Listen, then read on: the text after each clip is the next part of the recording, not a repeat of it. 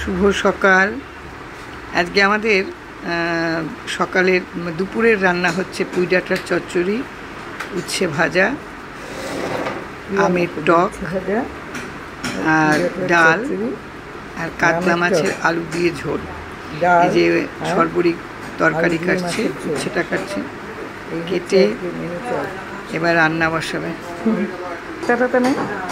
রান্না বসাবে কম না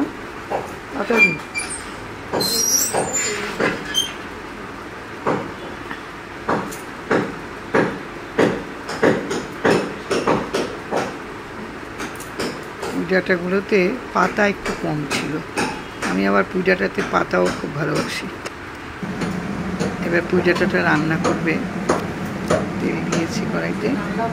বেগুনটা আলাদা করে ভেজে নিতে বলেছি। বেগুনটা একসঙ্গে দিলে কেমন গ্যাদ গ্যাদে হয়ে যায়, ভালো লাগে না।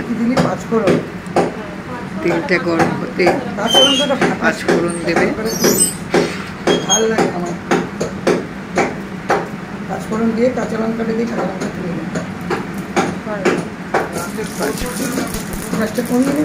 পাঁচফোড়ন আর একটা কাঁচা লঙ্কা দিতে বলেছি, কেননা আমি ঝাল খেতে পারি না। এটা বেসিক্যালি আমি মাছ মাংস খাই না, তাই বেসিক্যালি আমার জন্য এগুলো রান্না হয়। নিরামিষটা যে লঙ্কাটাকে তুলে রাখা হচ্ছে, লঙ্কাটাকে তুলে রেখে জাস্ট গন্ধটা শুধু নেওয়া। এবার তরকারিটাকে দিয়ে দেওয়া হবে। এই পুঁই ডাঁটার চচ্চড়িটা যদি ভালো রান্না হয় তাহলে সত্যি খেতে ভালো লাগে। বেগুনটা পরে দিন, খাওয়াটা খুবই সুন্দর হয়। আমার তো খুবই ভালো লাগে।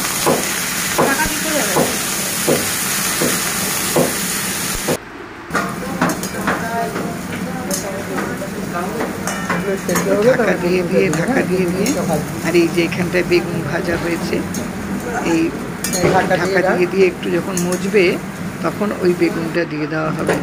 আর এই যে জলখাবার তৈরি হচ্ছে, ডিমের পোচ আর পাউরুটি মাখন দিয়ে, এটা হচ্ছে জলখাবার। একটু নুন দিল, গোলমরিচের গুঁড়ো, গোলমরিচের গুঁড়ো। এটা হচ্ছে জলখাবার।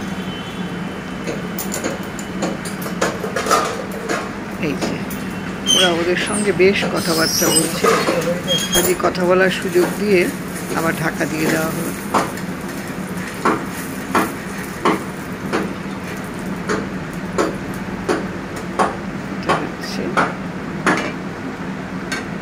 আচ্ছা, আমি বলতে ভুলে গেছি যে বেগুন ভাজা হবে ডালের সঙ্গে।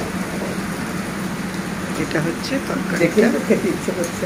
এবার শেষের পর্যায়ে সেদিন আমার বোন ফোন করে বলছে, বুঝতে জানিস তো, রাস্তায় বাসে করে আস্তে আস্তে পূজাটা দেখে খুব লোভ হয়েছে, পূজাটার চচ্চড়ি খাবো, কিন্তু বাড়িতে কেউ খায় না, তাই নিজের জন্য আর করতে ইচ্ছে করে না।